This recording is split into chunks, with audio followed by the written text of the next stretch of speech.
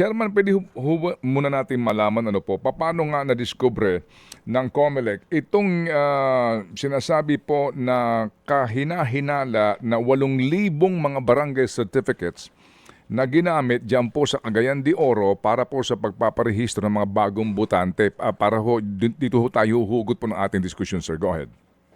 Sir Ted, no pong ongoing yung ating registration at magkakaroon ng pagdinig yung Election Registration Board dyan po sa Cagayan de Oro, ay nagtaka kami kung bakit yung election officer namin ay humingi ng extension sa mismong period ng pagdinig. Ibig sabihin lang doon, parang napakadami ng didinigin. Yung po, Sir Ted, ay nung una pa lang parte ng ating registration nung Hulyo ng 2024 na ito. Napakadami na po, Sir Ted, ang mga 15,000 po kaagad yun, whether transferees o yung mga bagong registered voters. At pagkatapos, ito naman pong huling registration period natin mula July 15 hanggang September 30 ay humingi na naman din po na extension, mahaba na naman din po. Ibig sabihin, madami na naman silang hinihiring na mga nagparehistro at nagpa-transfer ng registration. Kaya po nagsimula na kami magtaka at at the same time, nagsimula kami magkaroon ng duda kung bakit ganun na lamang ang biglang bugso ng mga botante dyan sa nag-iisang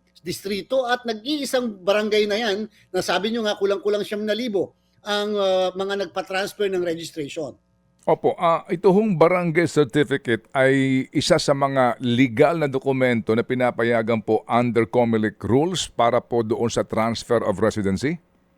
Yes po, Sir Ted, sabi po ng ating batas, pagka wala pong government-issued ID, ay dapat ay pwedeng tanggapin namin ang barangay certification. Nagkaroon po, Sir Ted, ng isang desisyon ng Korte Suprema. Yan po yung kaso ng Sabili versus the Commission on Election na kung saan ang sabi ng ating kataas-taasang hukuman, ang isang barangay certification ay may napakataas na kredibilidad bilang isang ebidensya na napapatunay ng pagkatira doon sa lugar. Sir Ted, at this point, gusto kong sabihin po, wala naman po tayong issue doon sa pag-i-issue ng barangay certification. Kaya lang, paano kung yung barangay certification ay na-weaponized? Anong ibig sabihin ng na-weaponize? Basta wala na lang pakundangan na nag-i-issue kahit naman talagang hindi binerify kung naandyan. Meron ba talagang tirahan dyan? Naandyan may background history man lang ba? And therefore, kaya po sinabi namin na napakataas na posibilidad na highly irregular yung massive issuance ng barangay certification. So dyan po sa Carmen, Cagayan de Oro, ano po ang estado nung higit pong 8,000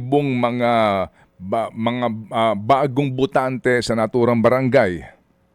Meron pong nag-object doon sa pagpaparehistro ng 8,000 at nakita po ng Election Registration Board base sa kanilang verification kasi nga po hindi kaagad nakahabol yung objection eh. Doon sa huling point at saka lang na object, nakita nila merong 1,100 talaga na hindi naman dyan taga dyan. So ibig sabihin po, Sir Ted, doon pa lang sa 1,100, doon sa mahigit 8,000 ay nakita na ng Election Registration Board ng syudad na hindi pala talaga taga dyan yung mga yan. So therefore, whether nag-issue doon sa natitirang 7,000 o doon sa mahigit 1,100, nangangahulugan po, may irregularidad na doon sa issuance na yan, Sir Ted, ng barangay certification.